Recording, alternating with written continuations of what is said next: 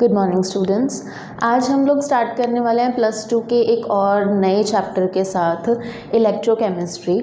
इस चैप्टर के बारे में ये चीज़ है कि ये चैप्टर बहुत ज़्यादा इंपॉर्टेंट है हर पॉइंट ऑफ व्यू से। कॉम्पिटिटिव एग्ज़ाम्स में भी बहुत क्वेश्चंस आते हैं इससे रिलेवेंट, एंड बोर्ड एग्ज़ाम्स में भी आप देखोगे अगर प्रीवियस ईयर पेपर्स किसी भी बोर्ड के अंदर, चाहे पंजाब बोर्ड उठा लो, चाहे CBSE बोर्ड ले लो, आप हर जगह आपको इस चैप्टर से रिलेटेड क्वेश्चंस मिलते ही हैं।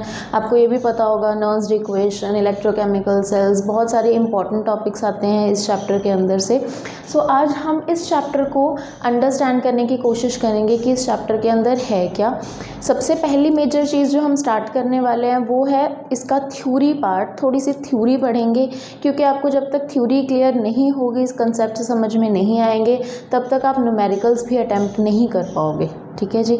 सो इसलिए let's start with the topic. सबसे पहले तो हम स्टार्ट करते हैं, चैप्टर का नाम है हमारा इलेक्ट्रोकेमिस्ट्री। अगर आप इसको पार्ट्स में तोड़ो, इलेक्ट्रो एंड केमिस्ट्री दो वर्ड्स से मिलकर बना हुआ है ये चैप्टर।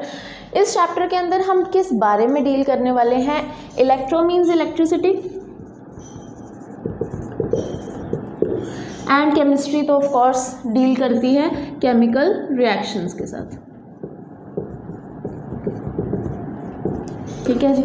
अब हम करने क्या वाले हैं, हम या तो इलेक्ट्रिसिटी को यूज़ करके केमिकल रिएक्शंस करने की कोशिश करेंगे या फिर केमिकल रिएक्शंस की हेल्प लेके इलेक्ट्रिसिटी जनरेट करने की कोशिश करेंगे। तो ये दोनों ही चीज़ें हम यहाँ पे पढ़ने वाले हैं। Okay ji.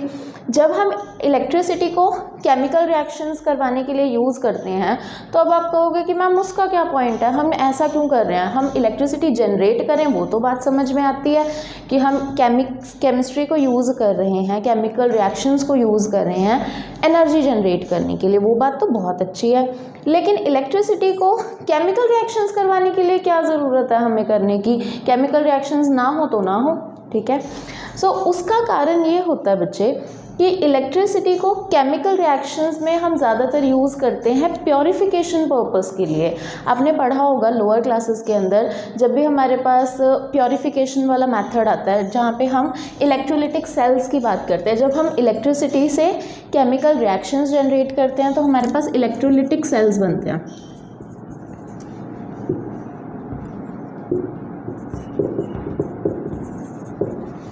एंड जब केमिकल रिएक्शंस को इलेक्ट्रिसिटी में चेंज करते हैं तो हमारे पास इलेक्ट्रोकेमिकल सेल्स बनते हैं। ठीक है जी। जो इलेक्ट्रोलिटिक सेल्स होते हैं उनका पर्पस क्या होता है? प्योरिफिकेशन का। Basically what we do is कि हम कोई भी इम्प्योर सैंपल लेते हैं। आपको पता है कि जितने भी मेटल्स होते हैं वो नेचर के अंदर ओर की फॉर्म में प्रेजेंट होते हैं, एंड ओर्स के अंदर इम्प्योरिटीज़ बहुत सारी प्रेजेंट होती हैं। बट जो मेटल्स हमारे लिए यूज़फुल होते हैं वो तो हमें प्योर फॉर्म में चाहिए होते हैं। तो उस चीज़ को, उस प्रॉब्लम को सॉल्व करने के लिए हम इलेक्ट्रोलिटिक सेल्स की हेल्प लेते हैं। ठीक है जी। हम इन दोनों ही सेल्स के बारे में पढ़ने वाले हैं, इलेक्ट्रोकेमिकल सेल्स के बारे में भी और इलेक्ट्रोलिटिक सेल के बारे में भी। फिलहाल हम स्टार्ट करेंगे इलेक्ट्रोकेमिकल सेल्स के साथ।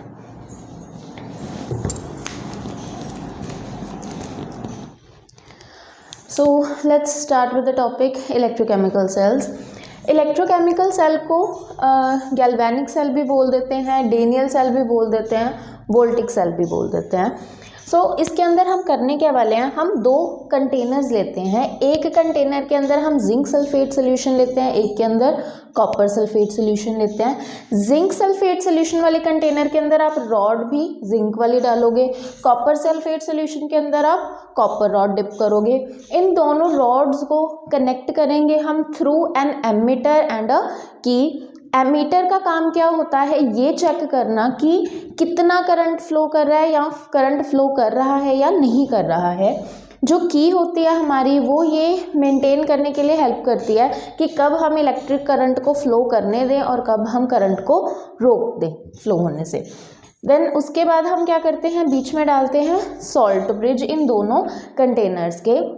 ये एक यू शेप्ड ट्यूब जैसा होता है और इस ट्यूब के अंदर हम potassium chloride, potassium nitrate, ammonium nitrate, ये सारे तरह के सॉल्ट्स डालते हैं इन जेली फॉर्म, अगर अगर के अंदर उसको डिज़ोल्व करके जेली फॉर्म के अंदर इसको फिल करते हैं। ठीक है जी।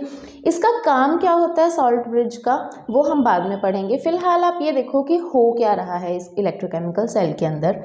जैसे ही आप ये सारा सेटअप लगा दोगे, जैसे ही आप की को बंद कर दोगे, अभी तो फिलहाल ये ओपन है ना, जैसे ही मैं इस की को बंद कर दूंगी तो क्या होगा, जो मेरा जिंक वाला सोल्यूशन, जो जिंक वाला रॉड है वो क्या करेगी, धीरे धीरे डिसिपेट होना शुरू हो जाएगी, कम होना शुरू हो जाएगी। ठीक है जी।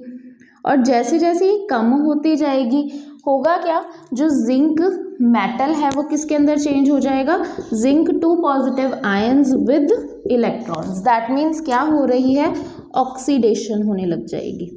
ठीक है जी। अब देखो, जैसे ही ऑक्सीडेशन होने लग जाएगी वैसे वैसे इलेक्ट्रॉन्स रिलीज होने स्टार्ट हो जाएंगे, और ये जो इलेक्ट्रॉन्स हैं वो यहाँ पे रॉड पर गैदर होते जाएंगे। ठीक है जी। और यहाँ से इलेक्ट्रॉन्स फ्लो करना स्टार्ट करेंगे। ठीक है जी। सेम टाइम पे, जिस टाइम पे ये चीज़ हो रही है, साइमल्टेनियसली जो मेरी कॉपर वाला सोल्यूशन है उसके अंदर क्या चेंज आएगा, जो कॉपर सोल्यूशन के अंदर से कॉपर 2 पॉजिटिव आयंस थे वो 2 इलेक्ट्रॉन्स गेन करके, और 2 इलेक्ट्रॉन्स कहाँ से आ रहे हैं, जो पिछली रॉड के अंदर से आ रहे हैं हमारे पास इलेक्ट्रॉन्स। सो वो 2 इलेक्ट्रॉन्स गेन करके क्या कर लेगा, कॉपर मेटल के अंदर चेंज करना शुरू कर देगा। सो क्या होगा, आप यहाँ पर देखोगे धीरे धीरे कॉपर यहाँ पे गैदर होना स्टार्ट हो जाएगा। तो आफ्टर अ वाइल क्या होगा, जैसे जैसे टाइम बीतेगा वैसे वैसे जो जिंक रॉड होगी वो पतली पतली होती जाएगी, एंड जो कॉपर रॉड है वो मोटी मोटी होती जाएगी। ठीक है जी। अब हो क्या रहा है, इलेक्ट्रॉन्स जो हैं वो जिंक वाली साइड से कॉपर वाली साइड फ्लो कर रहे हैं। तो आपको पता है कि जो direction of flow of electrons होती है, करंट की डायरेक्शन उससे ऑपोजिट होती है। सो अगर मैं ये कहती हूँ कि इलेक्ट्रॉन्स फ्लो कर रहे हैं फ्रॉम एनोड टू कैथोड, तो मेरे पास जो करंट है वो फ्लो करेगा फ्रॉम कैथोड टू एनोड। ठीक है जी। अब बात आ गई हमारे सॉल्ट ब्रिज की, जिसकी हमने बात की थी कि सॉल्ट ब्रिज क्यों यूज़ किया जाता है। सो सॉल्ट ब्रिज का काम ये होता है बच्चे, आपने पहले पढ़ा होगा, +1 के अंदर ये पढ़ा होगा कि मेरे पास तब तक इलेक्ट्रॉन्स फ्लो करते जाएंगे जब तक यहाँ पर चार्ज डिफरेंस होएगा। ठीक है जी। एक पॉइंट तो आएगा ना जब इलेक्ट्रॉन्स फ्लो होना बंद कर जाएंगे। क्यों? क्योंकि यहाँ पर बहुत एक्सेस में मेरे पास मेटल्स डिपॉजिट होने शुरू हो जाएंगे। देखो होगा क्या कि जो कॉपर आयंस है विद टाइम यहाँ पर कॉन्सेंट्रेशन कम होती जाएगी सोल्यूशन के अंदर आयंस की। ठीक है जी। सो पॉजिटिव चार्ज कम होता जाएगा, यहाँ पर जो पॉजिटिव चार्ज है वो एक्सेस में होता जाएगा, जिंक 2 पॉजिटिव बनता जा रहा है ना। सो यहाँ पर बहुत एक्सेस हो जाएगा इस सोल्यूशन के अंदर भी, और इस सोल्यूशन में डेफिशिएंसी हो जाएगी आयंस की। तो उस सिचुएशन के अंदर इलेक्ट्रॉन्स फ्लो होना बंद हो जाते हैं। ठीक है जी। तो जो मेरा सॉल्ट ब्रिज होता है उसका काम क्या होता है कि वो आयंस की मोबिलिटी को बनाए रखता है, कहीं पे भी आयंस को कम नहीं होने देता। ठीक है जी, first thing. And second thing, जो सर्किट है, देखो बाहर की तरफ से तो ये सर्किट हो रहा है, लेकिन अंदर की तरफ से भी तो सर्किट को कंप्लीट होना चाहिए ना। एक पूरा सर्किट कंप्लीट होएगा तभी इलेक्ट्रिसिटी जनरेट हो पाएगी। ठीक है जी। तो सॉल्ट ब्रिज सर्किट को भी कंप्लीट करता है, आयंस की मोबिलिटी बनाने के अंदर भी हेल्प करता है। वो ये मेंटेन करता है कि आयंस मूव करते रहें ताकि इलेक्ट्रॉन्स कॉन्टिन्यूसली फ्लो करते रहें एंड इलेक्ट्रिसिटी कॉन्टिन्यूसली हमें मिलती रहे। ठीक है जी। सो ये ऑक्सीडेशन थी, ये हमारी रिडक्शन हो रही है, एंड ओवरऑल रिएक्शन क्या हो जाएगी मेरी यहाँ पर, zinc plus copper 2 positive gives zinc 2 positive and copper। so ये मेरी ओवरऑल रिएक्शन हो जाएगी।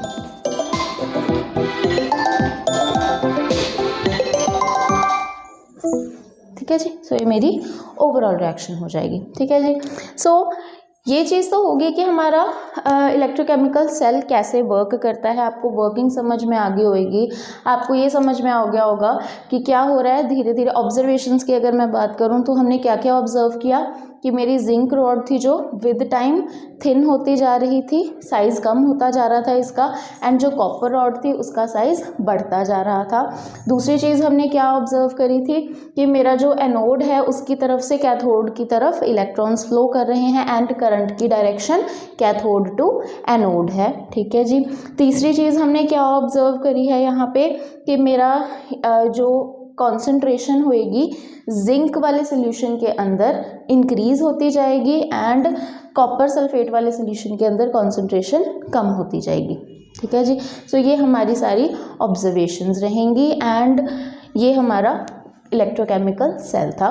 लास्टली अब हमारे पास क्या रह गया है, इलेक्ट्रोकेमिकल सेल की रिप्रेजेंटेशन। तो अगर मैं रिप्रेजेंटेशन की बात करूं तो हम किस तरह से रिप्रेजेंट करते हैं,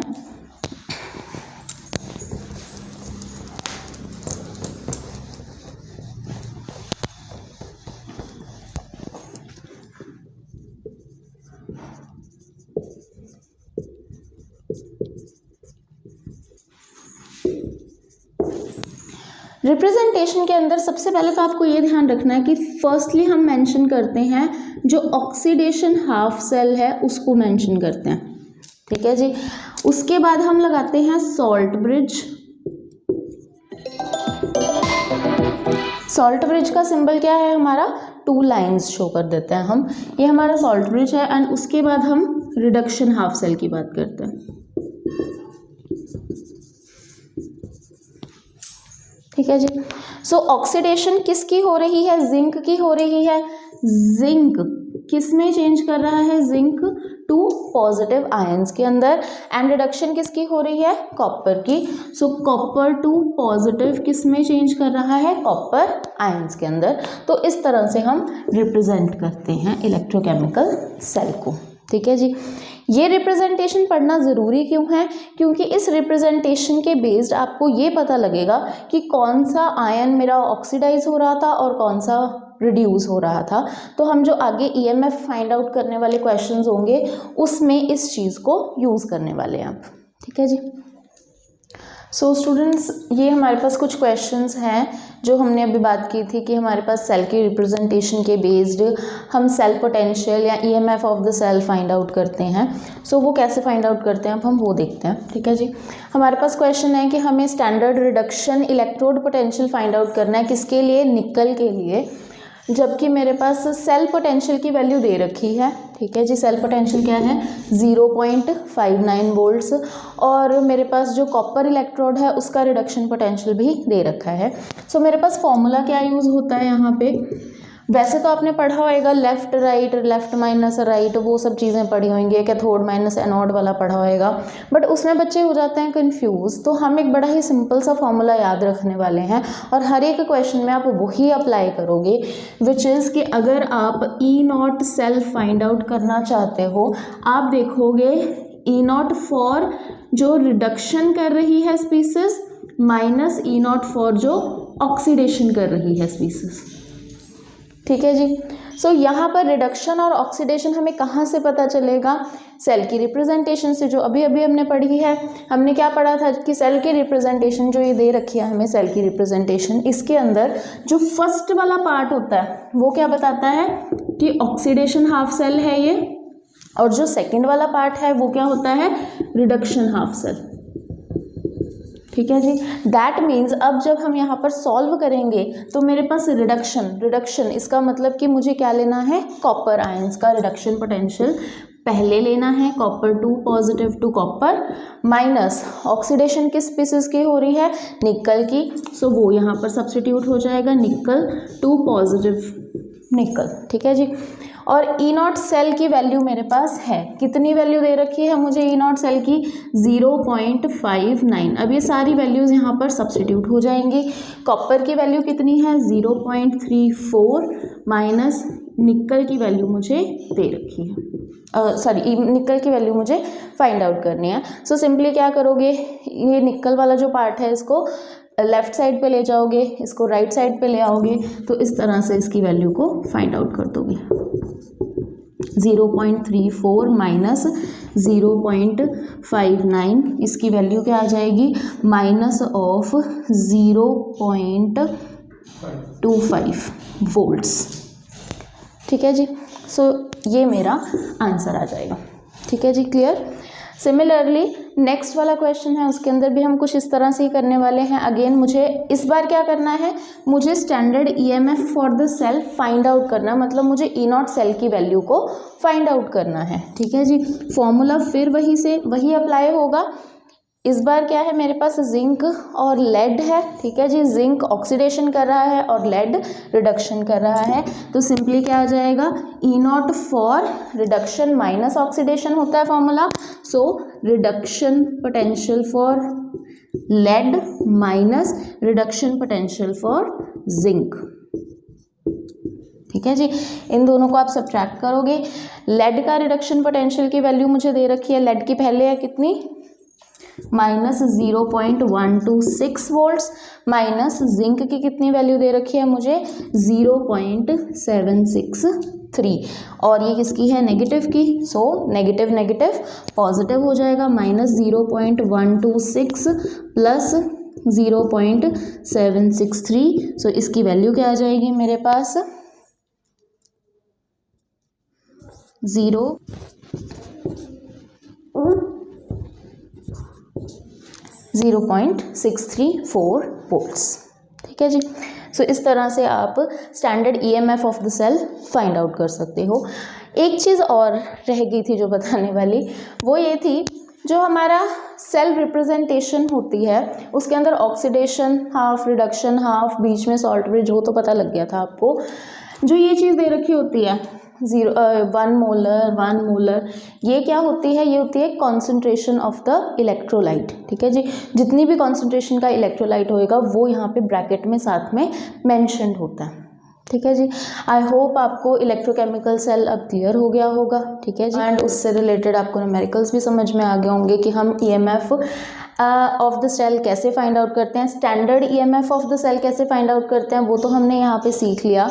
बट ज़रूरी तो नहीं है कि हर बार हमारे पास स्टैंडर्ड कंडीशंस ही हों। ठीक है जी, तो जब नॉन स्टैंडर्ड कंडीशंस आती हैं तो फिर उस केस में हम क्या करेंगे, उस केस के अंदर हम नर्स्ड इक्वेशन यूज़ करेंगे। सो वो हम नेक्स्ट पार्ट में सीखेंगे कि नर्स्ड इक्वेशन किस तरह से यूज़ होती है, किस तरह से उसके रिलेटेड हम न्यूमेरिकल्स को सॉल्व करते हैं। ओके जी, सो थैंक यू।